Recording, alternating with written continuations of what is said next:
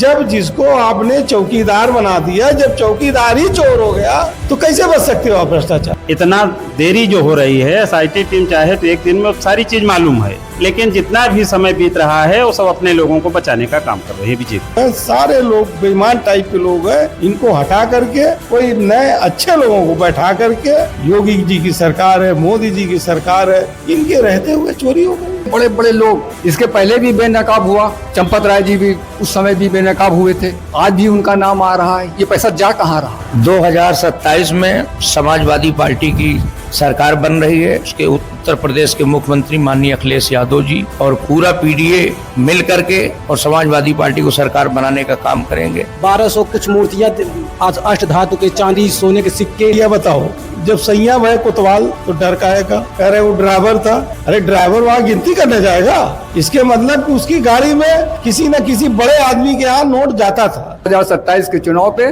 Bharatiya Janata party को उत्तर प्रदेश की जनता बेनकाब करके समाजवादी पार्टी का राष्ट्रीय अध्यक्ष माननीय अखिलेश यादव जी को उत्तर प्रदेश का मुख्यमंत्री बनाएगी। हम मौजूद हैं प्रयागराज समाजवादी पार्टी कार्यालय में और हमारे बीच बहुत ही वरिष्ठ सपा कार्यकर्ता महेंद्र निषाद जी हैं और इनसे हम बात करेंगे अयोध्या राम मंदिर चंदा चोरी को लेकर, जो चढ़ावा चोरी हुआ है उसी को लेकर हम बात करेंगे कि इनकी क्या राय है। सबसे पहले सर आप दर्शकों को अपना परिचय दे दीजिए। मेरा नाम महेंद्र निषाद, मैं समाजवादी पार्टी का एक कार्यकर्ता हूँ और काफ़ी वर्षों से समाजवादी की सेवा कर रहा हूँ। अभी हाल ही में जो राम मंदिर अयोध्या में चढ़ावा चोरी को लेकर जो बातें उठ रही हैं उस पर आपकी क्या राय है?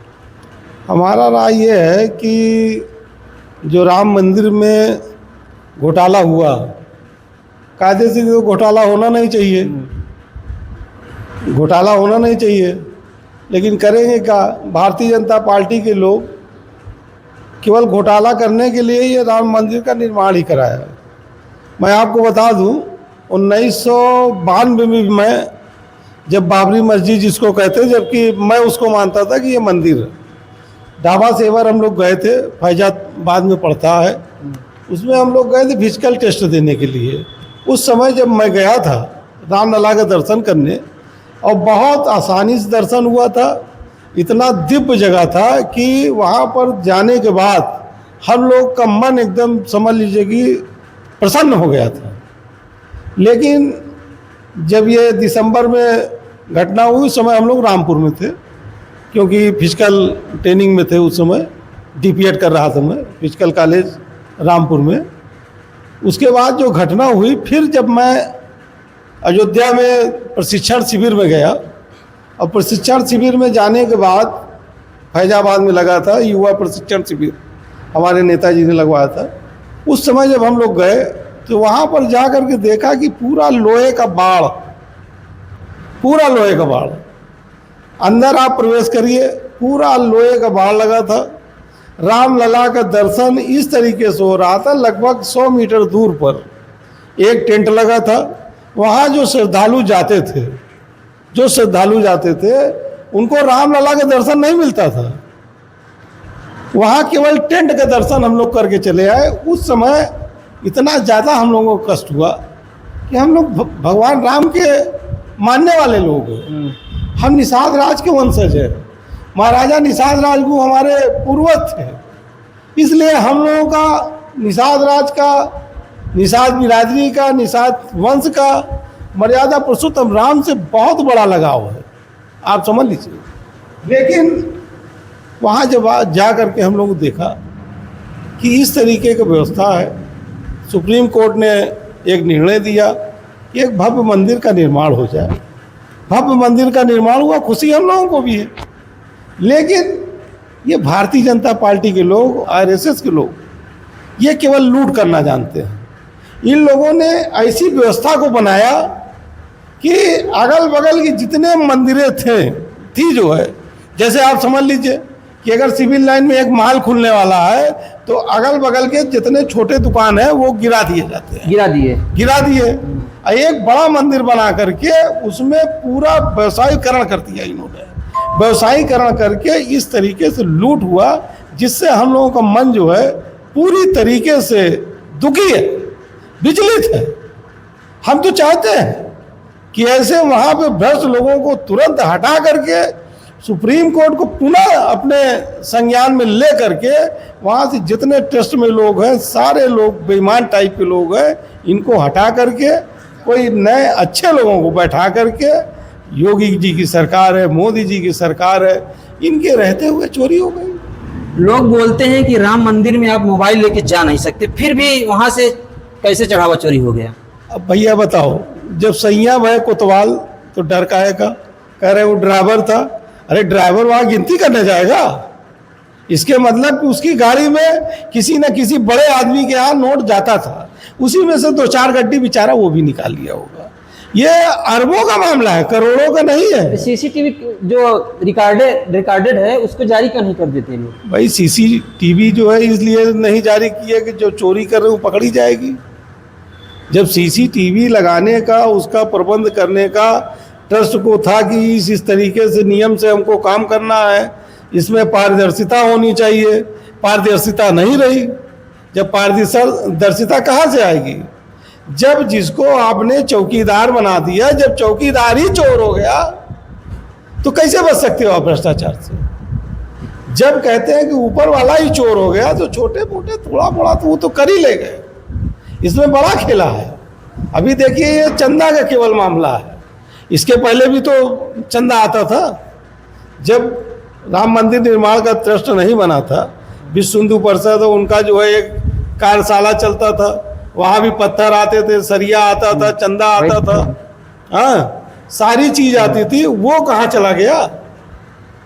बहुत लोगों ने, पूरे हिंदुस्तान, पूरे वर्ल्ड के लोगों ने चंदा दिया भव्य मंदिर निर्माण के लिए। क्या इसीलिए दिया गया कि ये बैठ करके वहाँ चोरी करेंगे? इतना पैसा आता तो जाता कहाँ? लोग बोलते हैं कि जो भाजपा वाले गाना बनाए हैं कि जो राम को लाए हम उनको लाएंगे, और जो है चढ़ावा नहीं बचा पा रहे। राम को लाए, ये ले तो गए सब। ये कह रहे थे ना कि हम राम को लाए। राम को कौन ला सकता है? इस देश में जब राम जी उंगली पकड़ के ले गए, उंगली कैसे पकड़ के ले जाएंगे? राम को केवल लाने वाले जो है सुरक्षित सीता मैया को रखने वाले केवल निषाद राज के वंशज थे। बाकी ये तो जितने बेईमान लोग बैठे हैं, ये निषाद राज के वंशजों से सीखें कि जब भगवान राम को वनवास दे दिया गया था 14 वर्ष में, तो 14 वर्ष के वनवास में 11 साल 2 महीना 11 साल 2 महीना चित्रकूट में निवास किए। चित्रकूट में निवास किए। न तो भगवान राम को कोई क्षति हुई, न तो सीता मैया की क्षति हुई। लेकिन जैसे ही ये बेईमानों जहाँ से ये आए हैं, ये क्या राम को लाएंगे? जहाँ से ये आए हैं, जब ये दक्षिण भारत के तरफ गए तो सीता मैया का अपहरण। अपहरण करने वाले कौन लोग हैं? वही लोग हैं। ये राम को मानते नहीं हैं, ये धर्म को धंधा बना लिए हैं। और भारतीय जनता पार्टी इसमें पूरी तरीके से राजनीति कर रही है, जबकि राम को राजनीति में नहीं ढकेलना चाहिए। राम तो जन जन के हैं भाई। राम एक नाम नहीं है, मर्यादा पुरुषोत्तम राम तो है ही है। राम अपने शब्द में भी एक व्यापक शब्द है, केवल राम राम कहने से लोगों का कल्याण हो जाता है। ये बेईमान तो इस तरीके से काम कर दिए हैं कि भगवान, आज लोग दुखी हैं। आखिर भाजपा सरकार में हो क्या रहा है? कहीं सोना चोरी हो जा रहा है, कहीं चंदा चोरी हो जा रहा है, कहीं चढ़ावा चोरी हो जा रहा है। आखिर योगी जी कर क्या रहे हैं? योगी जी वही कर रहे हैं जो उनके लोग कर रहे हैं। भाई कहीं ना कहीं अगर संरक्षण है किसी को, तभी तो आप कुछ कर पाएंगे। अगर ये हमारे सामने कैमरा लगा खड़े हैं, आपका कहीं ना कहीं जो है निर्देश है कि आप कैमरा लगाइए, तो वहाँ पे मुखिया कौन है? अभी इसके पहले तो लगातार जा रहे थे, ले हवाई जहाज, ले हेलीकॉप्टर, जब देखिए तब जो दौरा लगा रहता था। मतलब आपका कहना है कि जो कुछ हुआ योगी जी को पता होगा? बिल्कुल पता है, योगी जी को पता होगा। और उनके ऊपर वाले जो कह रहे थे हम राम को लाए हैं, सबको पता है।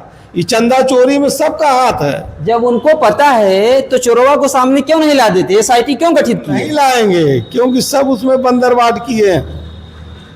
ये हम नहीं कह रहे हैं, पूरा जो है जनमानस कह रहा है। ये हमारा एक भी शब्द नहीं है, ये जनमानस की आवाज है। इसमें सारे लोग मिले हुए हैं। ये झूठे SIT गठित कर दिए हैं, इसमें कुछ होना हवाना नहीं है। सारे चोर चमार सब जितने हैं सब पकड़े जाएंगे और छोड़ भी दिए जाएंगे, क्योंकि ये लगे हैं उसको बैलेंस करने में। SIT गठित हो गया इसमें। अब बताइए, जो नेता वहाँ दर्शन भी करने नहीं गए, इनके भाजपा के लोग कह रहे हैं कि इसमें अखिलेश यादव जी और इनके लोगों का हाथ है। अब बताओ, अगर अखिलेश यादव जी वहाँ दर्शन करने चले जाते तो इत्तेफाक हम लोग भी जाते, भाई हमारे नेता जाते तो हम लोग भी जाते। तो हम तो खुश हैं कि कम से कम जब बाबरी मस्जिद ढहा नहीं गया था तब रामलला के दर्शन किए, और जब तिरपाल में रहे तब दर्शन किए। कम से कम इसमें नहीं गए, कम से कम हमारे समाजवादियों के ऊपर चंदा चोरी का आरोप नहीं लग रहा है। अगर हमारे नेता चले जाते तो कहते सब अखिलेश यादव लूट के चले गए। आखिर क्या चाहते हैं आप, अब क्या चाहते हैं? हम लोग तो चाहते हैं कि जो है राम का आस्था जो लोगों के प्रति था वो बरकरार रहे, और हमारे राम तो रग रग में है। हम लोग उनको पूछते हैं, भाई अगर हम हिंदू हैं और हम तो उस वंश से हैं, निषाद राज से, हमारा तो उनका बहुत सदियों से हम लोगों का संबंध है, मर्यादा पुरुषोत्तम राम जी से। हम लोगों से बड़ा कौन हिंदू हो सकता है?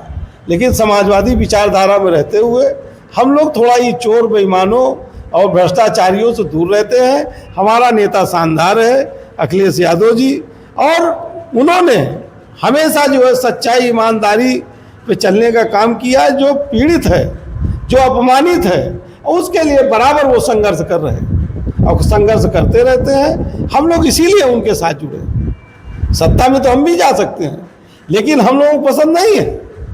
हमारा नेता शानदार है, उनके एक आवाज पर अगर वो आवाज ना उठाते, ये चुट्टे बेईमान लोग, भ्रष्टाचारी लोग इसको जो है पूरी तरीके से गड्ढे में गाड़ दिए होते। सब आज भी मजा ले रहे हैं, कल कुछ होना नहीं है। ये सब चट्टे बट्टे एक है, इसमें कोई दूध का धोया नहीं है। 2027 विधान चुनाव में क्या होने वाला है, क्या बदलाव होगा? 2027 में जैसे बंगाल में परिवर्तन हुआ वैसे यहाँ भी परिवर्तन होगा, क्योंकि अब देश जो है परिवर्तन चाहता है। उत्तर प्रदेश की जनता एकदम पक चुकी है। जात के नाम पर, धर्म के नाम पर, गरीब जो हमारे दलित है, पिछड़ा है, सारों का शोषण हो रहा है। जनता तरह तरह कर रही है। लोगों के पास रोजी रोजगार नहीं है। हमारा नौजवान पढ़ा है, शिक्षित है, खिलाड़ी है, मेहनत रातों दिन कर रहा है, लेकिन आज नौकरी नहीं, रोजगार नहीं है। भाजपा सरकार में पेपर क्यों लीक हो रहा है? भाई लीक खुद है, चिलिम जब चलेगा तो लीक तो होगा करेगा।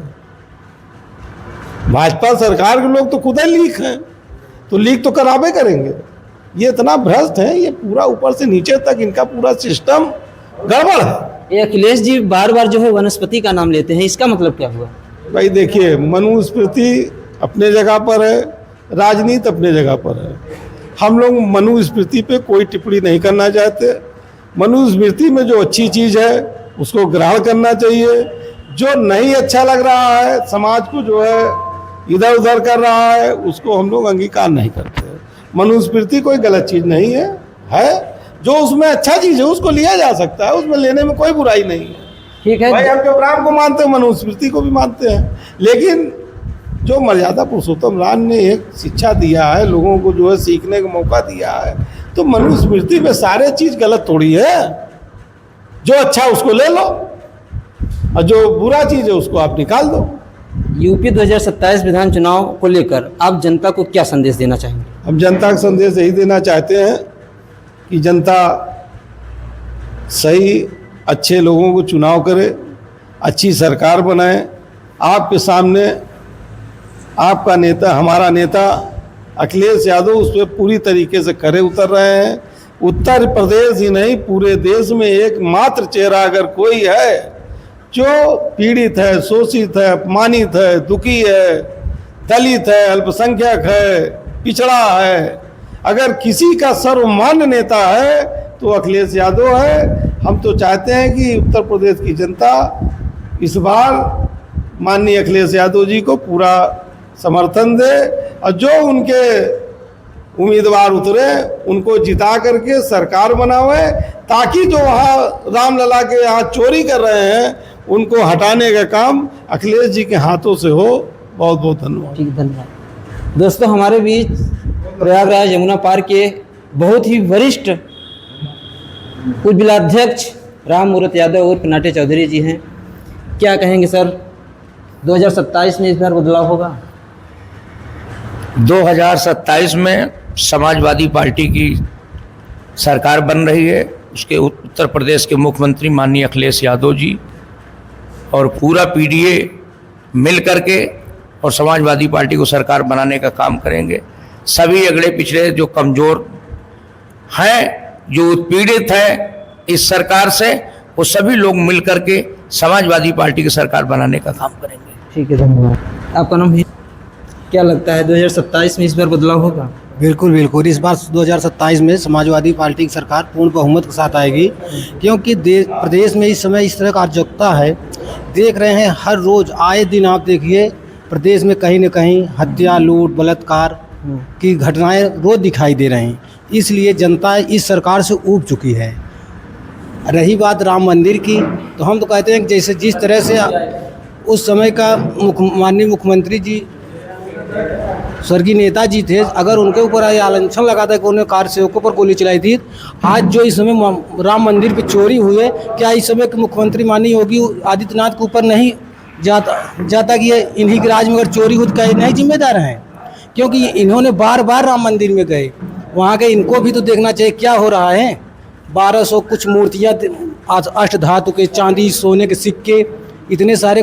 कल हम देख रहे थे टीवी पे ही आ रहा था कि इतनी जो मूर्तियाँ आई थी देश से, बड़े बड़े लोग दिए थे, उनका रिकॉर्ड ही नहीं है। यह कह रहे हैं कि ये राम मंदिर में बहुत बड़ी चोरी हुई है, ये राम के नाम के लूट करने वाले हैं, ये राम के नाम पे लूट हो रहा है देश में। ठीक, धन्यवाद। प्रभात यादव, प्रदेश कार्यकारिणी सदस्य समाजवादी पार्टी उत्तर प्रदेश। क्या लग रहा है जो अयोध्या राम मंदिर में चढ़ावा चोरी हुआ है उस पर आपकी क्या राय है? ये भारतीय जनता पार्टी की बहुत बड़ी साजिश है। ये पूरे हिंदुस्तान से, सभी संस्थाओं से, जहाँ जहाँ भी इनका अपने हिसाब से ये काम कर सकते थे, सारे गलत काम इन्होंने किए। जहाँ तक राम मंदिर का सवाल है, इसमें जितने भी पैसे चोरी हुए हैं उसको खोजबीन करके निकाल कर जनता के समक्ष बताएं कि इसमें कौन कौन से लोग शामिल हैं। इतने बड़े बड़े लोग, इसके पहले भी बेनकाब हुआ, चंपत राय जी भी उस समय भी बेनकाब हुए थे, आज भी उनका नाम आ रहा है। ये पैसा जा कहाँ रहा है? अगर ये पैसा भारतीय जनता पार्टी के उन लोगों के पास जा रहा है जिन्होंने हजारों करोड़ों रुपए लूटे हैं, तो ये भारतीय राजनीति के हिसाब से हिंदुस्तान के में रहने वाले गरीब मजदूर किसानों के लिए बहुत घातक है। राम के नाम पर ऐसी लूट नहीं होनी चाहिए। कितना लूटेंगे आप, क्या करेंगे, कितनी बार सरकार बनाएंगे? जनता ऊब चुकी है आपसे। 2027 के चुनाव पे भारतीय जनता पार्टी को उत्तर प्रदेश की जनता बेनकाब करके समाजवादी पार्टी का राष्ट्रीय अध्यक्ष माननीय अखिलेश यादव जी को उत्तर प्रदेश का मुख्यमंत्री बनाएगी। जय हिंद, जय भारत। जैसा आपका नाम? श्यामधर यादव, जिला उपाध्यक्ष समाजवादी पार्टी गंगापार। क्या कहेंगे जो अयोध्या में जो चढ़ावा चोरी हुआ है, क्या कहेंगे उस पर? अब उसमें कहने की क्या बात है, पूरा प्रदेश और देश जान रहा है कि अयोध्या में जो लूट का अड्डा बनाए हुए बीजेपी, और आज के डेट में सबसे बड़ा अगर लूट कहीं हुआ है तो अयोध्या में हुआ है। और धर्म के आड़ पे हमेशा बीजेपी राजनीति करती है, लेकिन सबसे बड़ी बात यह है कि आस्था के नाम पर जो उन्होंने लूट किया है उससे जनता में बहुत बड़ी नाराज़गी है। और जनता 2027 में इनको प्रदेश से उखाड़ के फेंकेगी, इसके बाद देश से भी उखाड़ फेंकेगी। माननीय राष्ट्रीय अध्यक्ष जी को बहुत भारी बहुमत से सरकार बनाने का मौका मिल रहा है और सरकार बनाने जा रहे हैं। क्या लग रहा है जो एसआईटी टीम गठित हुई है, इससे जो है चोरों का नाम सामने आ जाएगा? देखिए, एसआईटी टीम जो उन्होंने गठित किया है ये तो एक बचने बचाने का रास्ता है। इतना देरी जो हो रही है, एसआईटी टीम चाहे तो एक दिन में सारी चीज़ मालूम है, लेकिन जितना भी समय बीत रहा है वो सब अपने लोगों को बचाने का काम कर रही है बीजेपी। क्योंकि लूट तो बीजेपी कर रही है ना, सरकार के लोग उसमें लगे हैं ना लूटने में। आखिर योगी जी को पता होगा इस?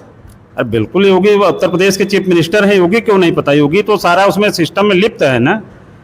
अयोध्या के जितने भी मामले हैं उसमें सारे लिप्त हैं भाई। जितने भी ज़मीनें खरीदे गई हैं सब इनके करीबी लोग, बीजेपी के लोग। अब फंडिंग जितने भी हुए सारे लोग वो पैसा सब अपना लूट का आपस में बांट रहे हैं। क्या कहेंगे 2027 को लेकर? 2027 में जनता में बहुत बड़ी नाराज़गी है। उनका इतना पतन होगा, इतना पतन होगा, ऐसी बुरी हार उनको कभी हुई नहीं होगी जितना बीजेपी को होने जा रही है 27 में। और समाजवादी पार्टी को 300 प्लस सीटें जो है उत्तर प्रदेश की जनता जिता के पूर्ण बहुमत सरकार बनाएगी। धन्यवाद।